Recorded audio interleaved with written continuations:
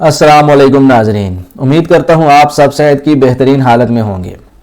नाजरीन, इस वीडियो में जिस मेडिसिन के यूजेस एंड साइड इफ़ेक्ट्स यानी कि इस्तेमालात और मुज़र असरात जानेंगे, उसका केमिकल फार्मूला है सिप्रोटिरोन एसीटेट।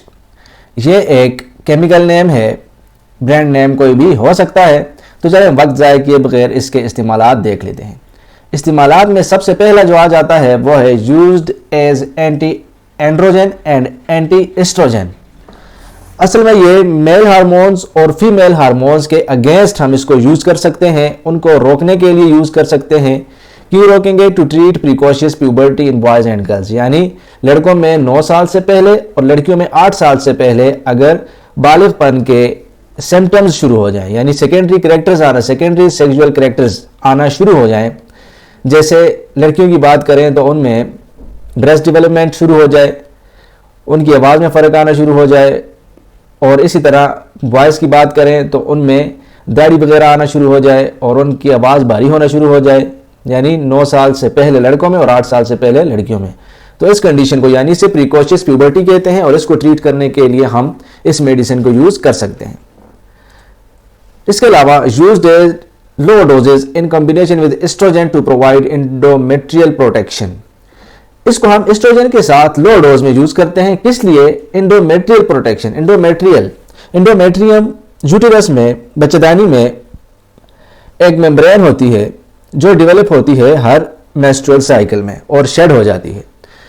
तो जब ये मेम्ब्रेन अगर इसकी थिकनेस ज़्यादा हो जाए या ये आउटसाइड द यूटेरस ग्रोथ कर जाए तो प्रॉब्लम्स होते हैं। तो इस चीज़ से बचने के लिए हम इस मेडिसिन को यूज़ कर सकते हैं एंड ट्रीट मेनोपॉजल सिम्टम्स। और जब मेनोपॉज हो जाए फीमेल्स में तो उस चीज़ के सिम्टम्स को ट्रीट करने के लिए हम इसको यूज़ कर सकते हैं। Treatment of hyper sexuality. किसी बंदे में अगर सेक्सुअलिटी बहुत ज़्यादा हो, यानी उसका बार बार जो है वो इंटरकोर्स करने का मन करता हो, हाइपर सेक्सुअल हो, तो उसको ट्रीट करने के लिए हम यूज़ कर सकते हैं। पैलिएटिव एंड प्रोस्टेटिक कार्सिनोमा, यानी प्रोस्टेट के कैंसर में ये शिफा बख्श है, उसके लिए भी हम इसको ट्रीट करने के लिए हम इस मेडिसिन को यूज़ कर सकते हैं। In combination with estrogen used for therapy of severe acne, यानी फीमेल्स में जो एक्नी के प्रॉब्लम्स होते हैं, जिल्द पर जो दाने वगैरह निकल आते हैं, तो उनको ट्रीट करने के लिए हम एस्ट्रोजन के साथ इस मेडिसिन को यूज़ कर सकते हैं। Hirsutism in females. हिर्सुटिज्म वो कंडीशन है जिसमें फीमेल्स की बॉडी पर प्यूबर्टी के बाद हेयर ग्रोथ जो है वो ज़्यादा हो जाती है। इसमें ख़ासकर चेहरे पर बाल जैसे मूछें आना, दाढ़ी आना, इसी तरह जो प्राइवेट पार्ट्स हैं वहाँ पर हेयर ग्रोथ ज़्यादा हो जाती है और बटेक्स और थाइस पर जो है हेयर ग्रोथ ज़्यादा हो जाती है। तो इस कंडीशन को ट्रीट करने के लिए हम इस मेडिसिन को यूज़ कर सकते हैं। Treatment of advance prostate cancer, यानी प्रोस्टेट कैंसर अगर एडवांस हो जाए, एडवांस का मतलब यह है कि रेडिएशन और सर्जरी के अलावा भी किसी चीज़ की ज़रूरत हो, तो हम उस कंडीशन में इस मेडिसिन को यूज़ कर सकते हैं। In combination with ethinyl estradiol used as birth control pill.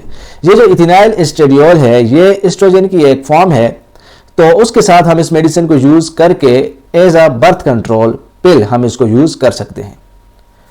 ये थे इसके इस्तेमालात। अब हम बात करेंगे इसके साइड इफ़ेक्ट्स यानी मुज़र असरात की।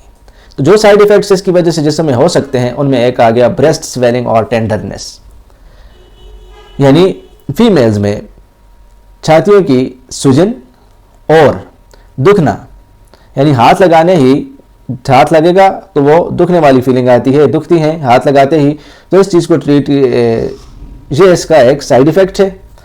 इसके अलावा जो साइड इफ़ेक्ट्स हैं उनमें है कॉन्स्टिपेशन, कब्ज़ हो सकती है, डिक्रीज सेक्सुअल इंटरेस्ट, यानी सेक्सुअल इंटरेस्ट जो है इंटरकोर्स में जो दिलचस्पी है वो कम हो सकती है, डिजीनेस, चक्कर आ सकते हैं, general feeling of being unwell, यानी तबीयत ख़राब होने वाली फीलिंग, ख़ुद को बीमार महसूस करना, अच्छा महसूस ना करना, डिक्रीज्ड फर्टिलिटी, यानी बच्चे पैदा करने की जो सलाहियत है वो कम हो सकती है, फ्रीक्वेंट यूरिनेशन, बार बार छोटा पेशाब आ सकता है, हेडेक, सर दर्द हो सकता है, हॉट फ्लैशेस, ठंड लगेगी और एकदम से पसीना आना शुरू हो जाएगा, तो ये वाली फीलिंग जो है, बार बार आपको गर्मी लगेगी, ठंड लगेगी, गर्मी लगेगी, एकदम से गर्मी लग जाएगी, फिर ठंड लगेगी, इनको हॉट फ्लैशेस कहते हैं। ऐसे ये इसका साइड इफ़ेक्ट हो सकता है।